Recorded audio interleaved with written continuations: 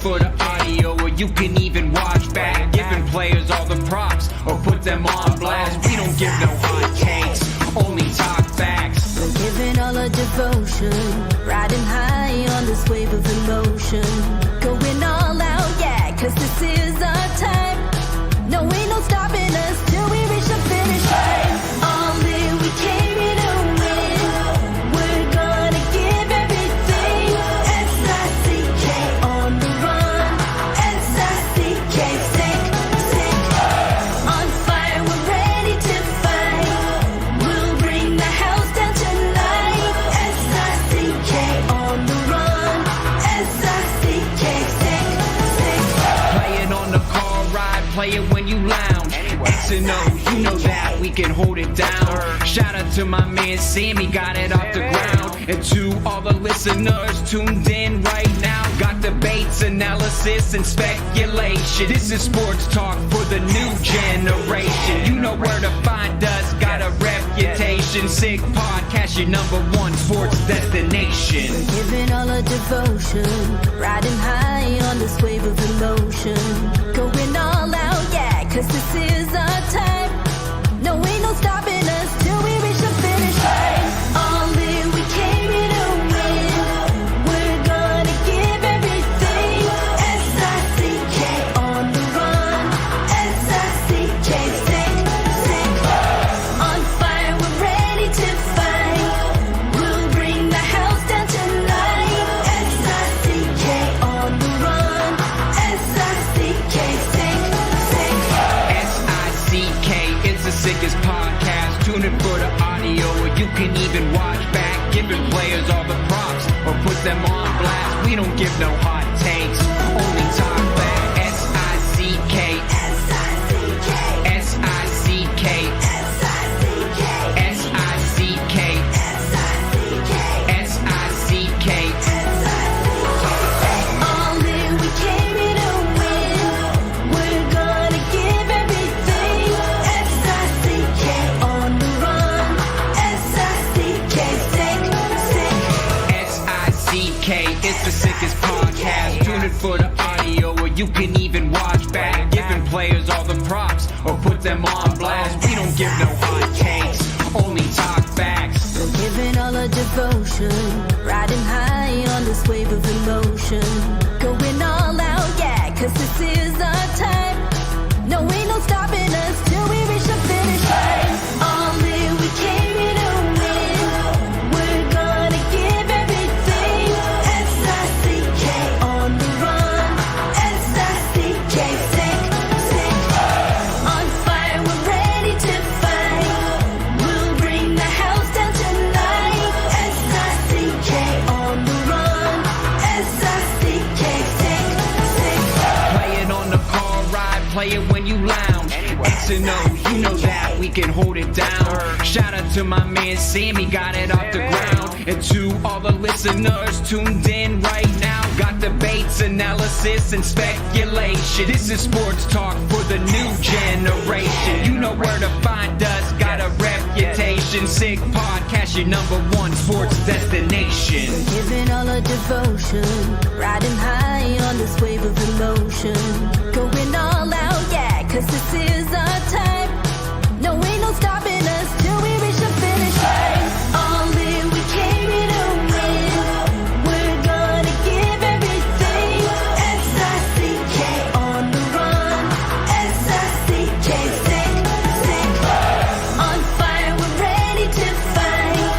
We'll bring the house down tonight. S-I-C-K on the run. S-I-C-K, sick, sick. S-I-C-K, it's the sickest podcast. Tune in for the audio, or you can even watch back. Giving players all the props, or put them on blast. We don't give no hot takes, only talk back. S-I-C-K, S-I-C-K, S-I-C-K, S-I-C-K, S-I-C-K. S-I-C-K. Turn up your volume. Because you're about to listen to The Sick Podcast. Talking Titans. Levis towards the end zone. Got a man. Touchdown. Wow. An It's the fourth TD pass of the day and the debut of Will Levis. The sickest Tennessee Titans podcast. Sick! It's gonna be sick. Welcome back, folks, to another edition of the Sick Podcast, Talking Titans. We're live once again, and the full crew is here, so it's a beautiful, beautiful thing. How we doing tonight, fellas?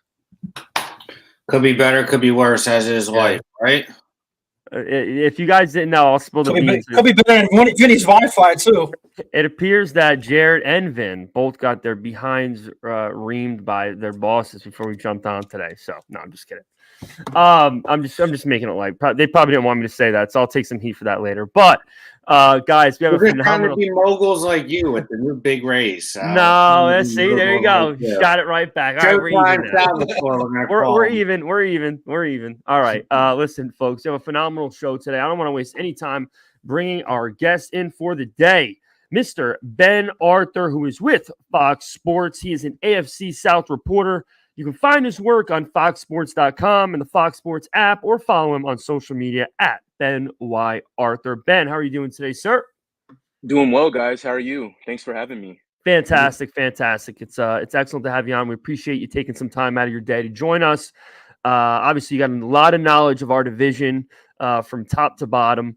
This draft is coming up very, very soon. Each day keeps coming closer and closer. Usually what we ask our guest, Ben, first thing we ask them, I should say, as it pertains to the Tennessee Titans and, the format of their roster right now, what would you say you believe the Titans are going to pursue in this draft with that 7th pick? Or do you possibly think there's a potential for some kind of trade back from Mr. Carthon? Yeah, I think with the Titans, we can't rule out the possibility of a trade back just because of all the needs that they have, as you guys know. But just kind of my thinking is like we shouldn't, like my viewpoint is like we shouldn't really overthink this. I mean, they need a franchise left tackle, a guy that they hope could be a starter left tackle for a decade plus, and being at the 7 spot.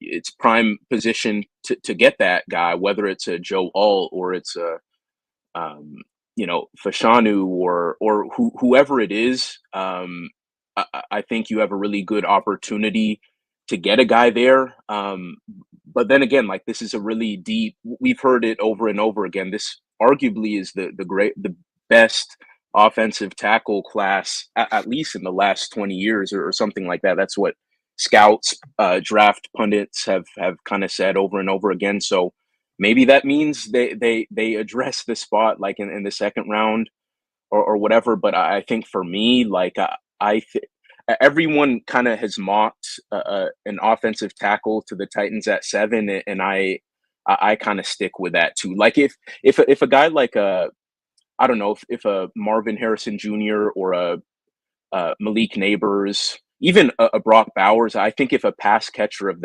those caliber guys, if they potentially slide, I could see that being an option. But as for right now, like I think it's left tackle. So That's what I would say. So you got Ben on the Brock Bowers train too, as me, and I'm the only person on here that I'm not saying I'm the only person, but I get crucified for saying that the Titans should take him at 7 or even 10 if they fall back with the Jets. Yeah. But Ben, appreciate you coming on the show. Going forward now, the Houston Texans and the Titans, they've been at it all offseason. Out of both of these teams, who do you think made a roster more round going forward for the 2024 season? Do you think the Titans made enough moves to actually compete in the South and possibly contention for the playoffs? What's your take on that? Yeah, I think the Titans have certainly gotten better. I think whether they're a playoff team or not really depends on the jump that Will Levis makes.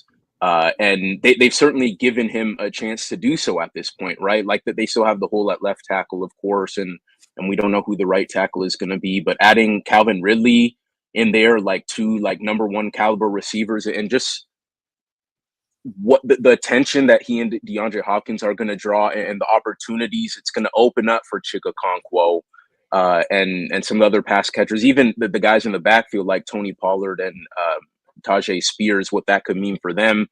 And then Lloyd Cushenberry, of course, at the center spot too. they've really done a great job, like on paper, to improve this team. We're not going to know. Like I see a lot of people like crowning the Titans and Ran, and I think Ran has done a great job. But I've seen so many instances of teams that kind of quote unquote win the offseason, and then the season comes around and it doesn't really look like people anticipated. So I would just kind of urge caution for like some of the Titans fans out there who are kind of that belief. But yeah, the Titans have certainly given themselves a chance. I would say maybe they've done a better job of improving their team than the Texans. I think the Texans are still a better team, obviously, but I just don't really like what they've done offensively to this point. I mean, I'm not sure how much of an upgrade Joe Mixon is for them over Devin Singletary at this point in Joe Mixon's career. I still think they need another receiver. It was good of them to get Dalton Schultz back, and we know all the money that they've shelled on the defensive side of the ball with Daniil Hunter and and adding Aziz and Danico from the Titans. I think those were all good moves.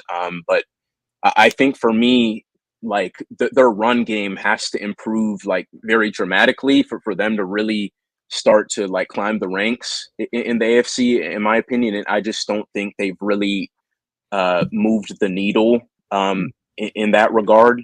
But yeah, I think the Titans from where both teams started in the offseason to where they are now, I would say the Titans have done a better job, but the Texans, of course, have still have a pretty substantial gap in terms of the quality of both teams. That's what I would say to that. Ben, thanks for coming on tonight. Jarett and Sal both kind of stole the questions I had in mind. So I guess I'll ask you of the remaining free agents out there, because there's still some big name guys out there. Justin Simmons, is a big name safety. I think would be a huge compliment to Hooker on our team. We also have holes at linebacker, defensive line. Of the remaining free agents, do you think we will be active? And if so, who do you think we could bring in? Yeah, I think at safety, I could see them making a move on one of the guys still available, whether that's Justin Simmons or, Quandre Diggs or Jamal Adams, who, has background with Denard Wilson, and then just his ability to blitz and whatnot. I know it didn't really work out for him in Seattle, and that didn't end in the right way. But you look at kind of what he was able to do, like with the Jets, and just some of the blitzing that I know Denard Wilson is going to be incorporating into that scheme, like those timely blitzes and the way he uses his DBs. We saw how they use Kyle Hamilton and whatnot in Baltimore, and the success, of course, of the success he had in Philly. I think Jamal Adams could make some sense in that regard. So I do think of the available guys, the safety market is there's still a lot of guys. And so, and Rand talked about this at his press conference today too. So I think I could see them signing one of those guys, maybe to a 1-year deal. I think linebacker, they'll probably address at this point in the draft. I just don't see anyone in the landscape right now that would really be a plus for them. I think linebacker, maybe in the middle rounds, is probably in play there. But in terms of free agency, I think safety probably makes the most sense. Yeah, I love Jamal Adams. I think he's got a great energy about him. Obviously, he's had a lot of injury issues and he's had a little bit of issues inside of the organizations he's worked with. But he seems like a real high energy guy. I love that. But moving on, Ben, let me ask you this. What was your complete assessment or at least a summarized version of Will Levis's rookie career or rookie season? Some people said, including myself, that I've seen enough, that we believe wholeheartedly he's the future. Some other people are still on the fence. I think it's crazy that a lot of people don't understand what the other elements that were involved in his rookie season had such a large play on how the outcome was. Since he had no coverage, basically nobody catching the ball except one guy. But what was your assessment of his rookie year, and where do you see him with this team moving forward? Do you think he's the guy? I think he could be the guy.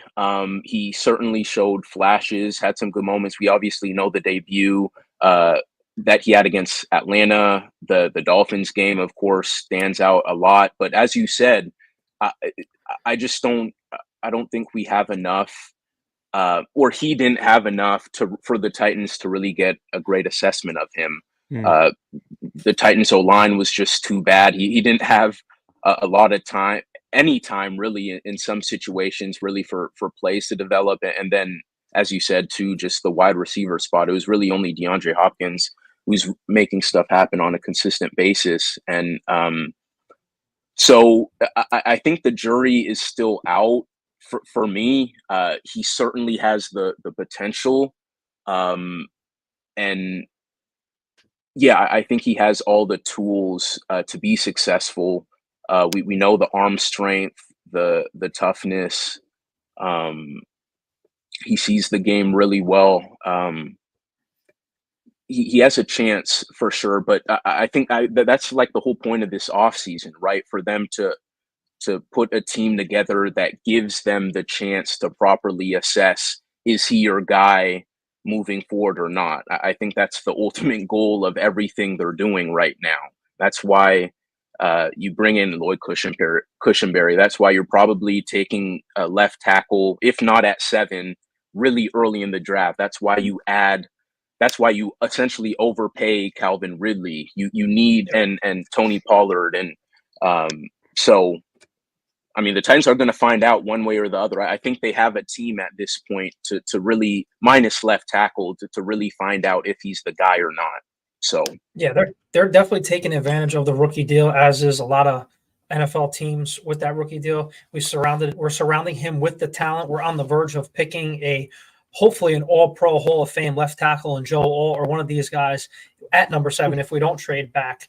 But the Titans are doing the right thing. Now, going forward, how do you see how this division plays out the rest of the year? Do you think C.J. Stroud hits that sophomore slump because he doesn't have the real weapons now, like you were just talking about, as wide receivers? Now, looking at it for us, I think we do have the best wide receivers in the AFC South. If you really think about it, you have DeAndre Hopkins, Calvin Ridley, and now you move Treylon Burks, who was a natural slot receiver at Arkansas in college. You move him to his natural position. Now you have Brian Callahan, who's a very offensive-minded, driven head coach. He's going to put these guys in the right spot. I'm not too sold on Anthony Richardson with the Colts and with Michael Pittman and that whole offense. To me, kind of seems stale just yet. I mean, the verdict's not out on Anthony Richardson yet, but same thing with the Jaguars too. What's your take on them? How do you see them and this division to play out in 24?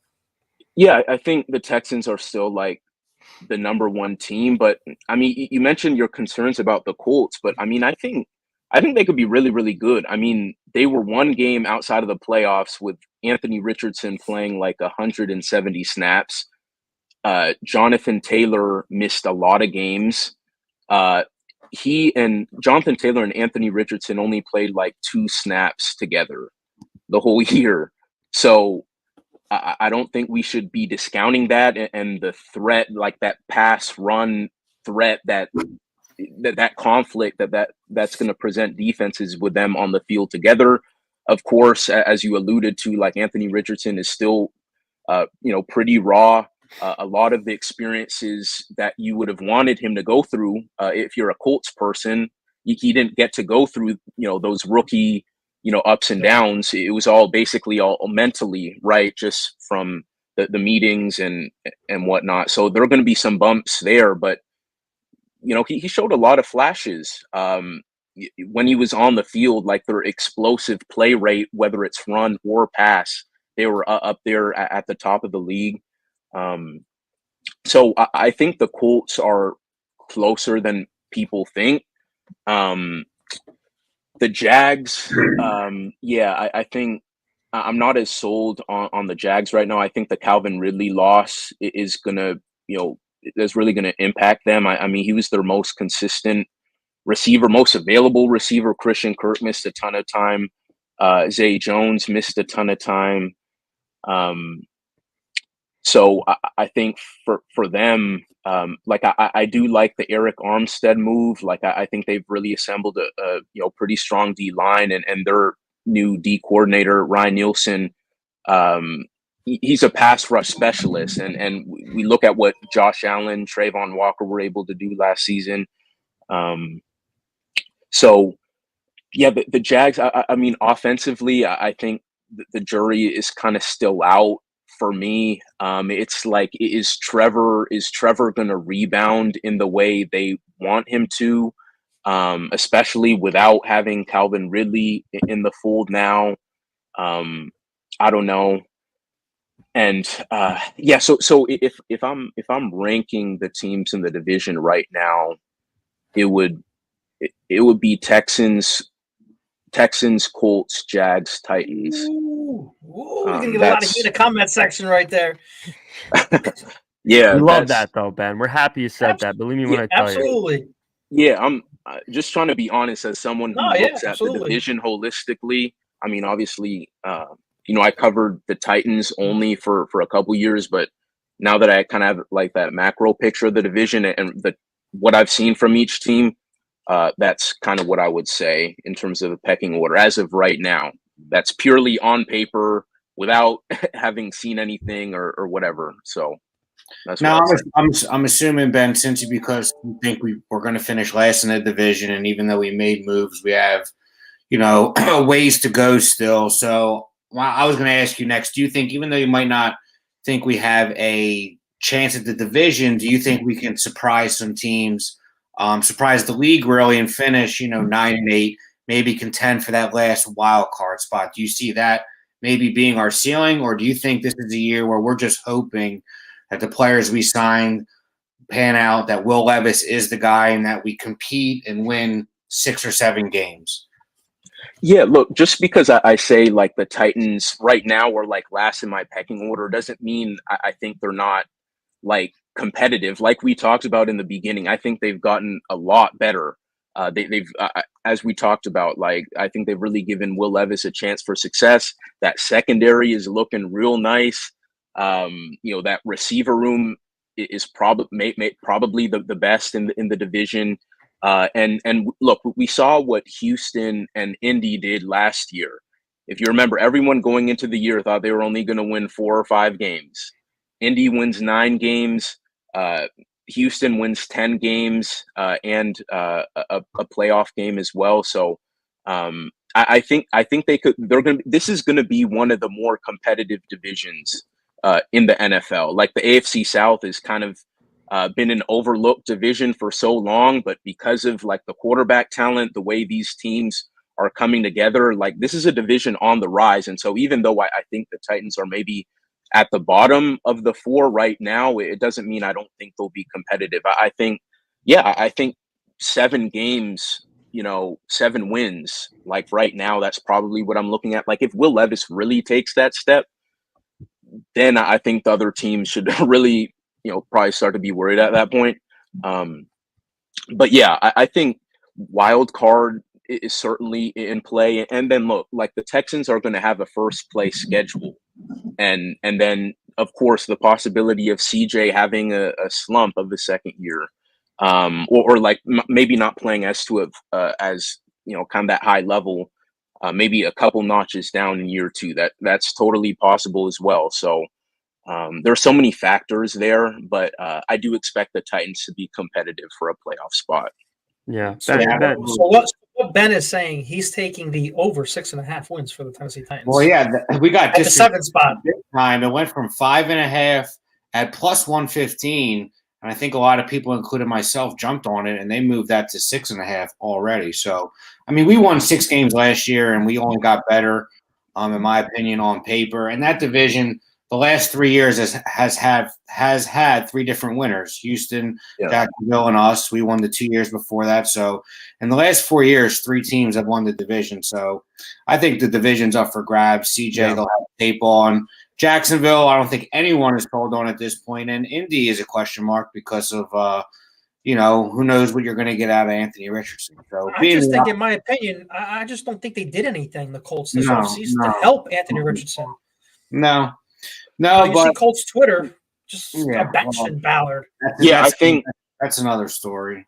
Yeah, I think, to that point, like while I am high on Anthony Richardson, I almost feel like there's too much, like the way this offseason is sort of played out for them to this point, it's like, it's almost like they're saying like he's the missing link, right? Like if he's just available, like we're like the best team in the division almost. And so it's really, the draft is going to be really important for them, obviously, and then Anthony Richardson's health is the big question mark. But and Chris Ballard has a history of kind of like bringing back his own guys, but I did expect them to be a little more active, like with external free agents. So yeah, they're interesting. Ben, before we let you go, I got a question as far as internal affairs as it pertains to the Titans. There's a lot of talk amongst anyone who covers the Titans that it appears that the relationship with Rand Carthon and Coach Callahan has been really good. Obviously none of us fans have been close to that locker room or close to any of those press conferences. From your standpoint, Ben, does it appear that relationship is as good as it might appear from the outside looking in? Yeah, I would say so. We've obviously heard them, publicly. Like I think Rand and Callie have kind of talked about like kind of how they see the game the same, but I do like feel that energy like between them. Like the energy feels like really, really good, and I don't know if I definitely couldn't have said that last year. Like I don't know what the dynamic with Rand and Mike was, like the specifics of it and whatnot, but I can say that like it just seems like everyone is on the same page now. Like it genuinely feels. Yeah. What were your thoughts on Mike? I mean, were you surprised by the release? Did you think he was as good of a coach as some of the people in our fan base and some of the national media called him to be? I do think Mike Vrabel is an excellent coach. There are a lot of things that he had his faults, right? Like he kind of messed up. He like with the offensive coordinator hires, like he didn't do a good job with that. I think overall, like he has like he was able to maximize the rosters he had. Like it wasn't always his fault, like just like some of the personnel he's had, like we know, like from a talent perspective, like the Titans haven't always been up to snuff like the last couple years, and a large reason for that was like John Robinson, right? And the players that came in and guys not really panning out, and I do think Mike did have his hands tied to a degree. I think he did the most with what he could, but then, like I said, I think the offensive issues they've had, like some of those go back to him, and maybe staying too loyal to guys, not making the right hire at that offensive coordinator spot, not kind of innovating on the offensive side of the ball to kind of keep up with the modern NFL. Those are the issues I have with Mike, but from an X's and O's standpoint, from a game situation, like in terms of situational football, I mean, Mike was one of the best in the league, in my opinion, in some of the situations that they face in clock management and some of those situations. But yeah, I mean, I was ultimately surprised. I thought he would get like one more year, just because, as I said, like the personnel that they had, like it just hadn't been up to snuff. And maybe getting, just one more year, with Rand bringing in a kind of a new crop of players, and seeing like, can he bring back some of that magic from earlier in his tenure as Titans coach?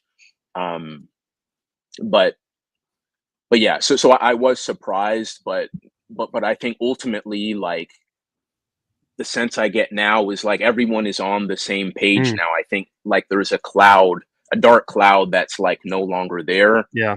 If that makes sense. Like Yeah, it absolutely. really feels like Callie and Rand are in lockstep. So Yeah, almost as if, maybe Mike Vrabel wasn't the biggest problem, but it appears that Brian Callahan and Rand Carthon are a really good solution to what's going on right now. And I think that'd be probably the best way to describe it. So I agree wholeheartedly.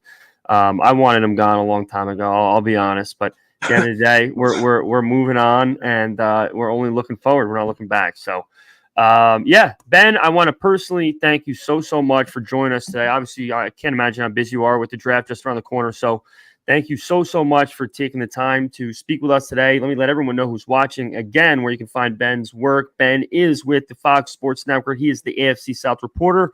You can find any of his work on foxsports.com and on the Fox Sports app, or follow him on social media at Ben Y. Arthur. So, Ben, thanks so much for joining us, and we definitely hope to have you back on. Maybe once all the drafts taken place, we can go over which teams in our division, including ours, got a lot better, got a lot worse, and everything in between. So thanks so much for joining us, Ben, really. Sounds good, guys. Appreciate you having me. Thank you. Absolutely. Appreciate it. All right, Ben. That was Ben Arthur for the Fox Sports Network. Thanks so much again for joining us today. Obviously, great knowledge of the division, top to bottom. I would have to respectfully, absolutely, with the most respect, disagree with the ranking system.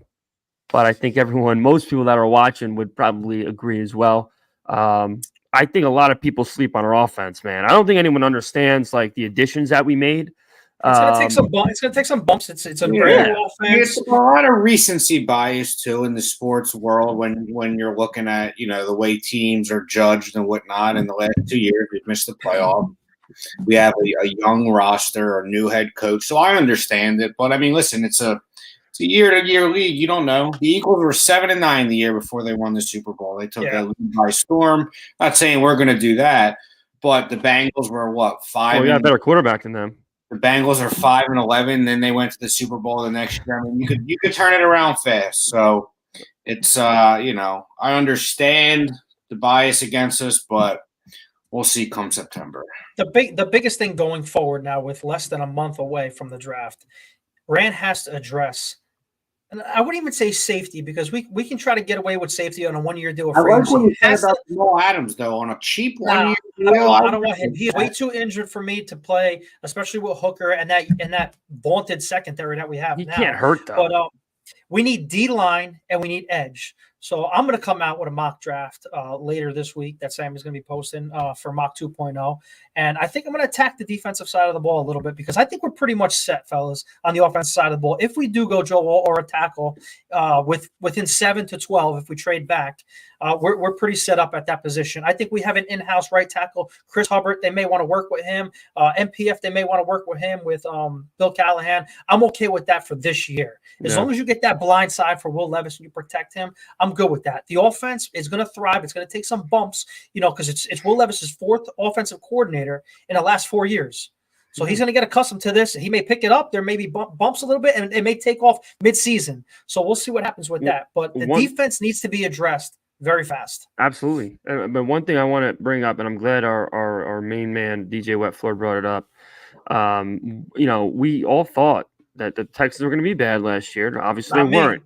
Well, okay, a lot of people did. I thought there would be growing pains, but I think what a lot of people don't understand is that one of the biggest factors, as good as CJ Stroud is and is going to continue to be, one of the biggest factors in that jump being so large is what an excellent coach DeMeco Ryan is. I mean, he really is he's the perfect blend of being a player's coach and still being a guy that you fear on Sundays to not play hard for. And that's really what you need. And in my humble opinion, based on everything that I've seen so far, that, Coach Callahan is going to be likely very close to that, cut from that cloth. And that's really what you need. And that's what's going to help us potentially, not for sure, but potentially take a huge step from last year to this year, having that leadership and knowing that no matter what, this guy is going to do everything in his power to make this team succeed to its best ability, no matter what you think about what players do off the field or their mindset or whatever the case may be. It's about winning above all else. And I think that's what's be the difference. We had a similar offseason this year to the Houston Texans did last year. Houston absolutely murdered the offseason last year. And I said they're quietly building a really good team around CJ Stroud, surrounding him with talent. Fast forward to right now, we're doing the same thing with our young quarterback, surrounding him with a ton of talent. Okay. And really, you think about it, here's another hot take. Get ready to clip this one. We are poised, just like the Bengals did when they made that Super Bowl run. We are poised where we put a lot of effort into this offense, surrounding our quarterback with talent. We have a very, very, very one of the best secondaries Tennessee Titans has ever had. Knock on wood. We haven't even taken a snap yet with these guys, Jarett. You said the same thing about the fucking O-line last year. You said the O-line was going to be so much better. They can't fail. Come on. It was just as bad. It was worse. And Awuzie, it was. But now we can obviously draft at 7 an all-pro, possibly left tackle to Walt. I mean, we're doing the right thing. It's starting to look like what the Bengals did when they went to the Super Bowl that year. Hey, listen, here is the factor. We're on the rise. There is a difference maker here, and it's Will Levis, okay? Forget about what we need to find out about whether he has the mechanical, it's mind-blowing that we're still, I don't know if he's got the mechanical, really? I mean, he could throw a ball 70 yards on his knees. But anyway, having a guy with that edge, having a guy that is never going to be on the sideline with his head down, going to see a fucking shrink when he loses a game, that's not him. It's not. He's got the eye of the tiger, and I know that's cliche, but he really does, and you've seen it already in 7 games. And he's the difference. He really is. And if you put the pieces in place for him to succeed, I mean, the sky's the limit, Jarett. I'm going to be honest with you. You're right. Anything can happen, okay? We're going to go into Sundays, God willing, with health included, with Tony Pollard, Tyjae Spears, Calvin Ridley, DeAndre Hopkins, that guy who wears 16, whose name I'm not going to even say yet. Maybe another tight end. 15, whose name Jared's not even going to say. Yeah, NTDWI. You never know. But again, we got to get that blind side covered before we can really even. We can't talk about a fucking thing until this kid's blind side is protected. And right now, it's not. It's still open in the wind. So when that gets done, then we can start discussing, the Cinderella story that we could possibly paint here. But right now, we can't. We got to get that locked up. And I think if we do, regardless of what anyone says, we know Ben said he had his 4th in the division. If we lock up that blind side and we take that next step, I'm wholeheartedly believing we could win between 8 and 10 games and push for a wild card spot at worst, in my opinion. The defense has some holes, but if we score points, I think we could be in every game and win between 7 and 10 games and fight for that division and at least fight for a wild card spot. Absolutely. And fuck why, it. Why not? Why not 17-0? Why not? When you got a guy like Will Levis under center, anything's possible. Putting a lot of pressure on this kid, so I know. But guess what? I'm only doing it because you do it with every quarterback. I know. No, because I know he can handle it. I know he can handle it. Hey, he's from Boston. We like to think we carry an edge about us up in the northeastern part of the country. New England, Philly, Jersey, New York. So he's got an edge about him. He's definitely a leader. He's competitive as can be.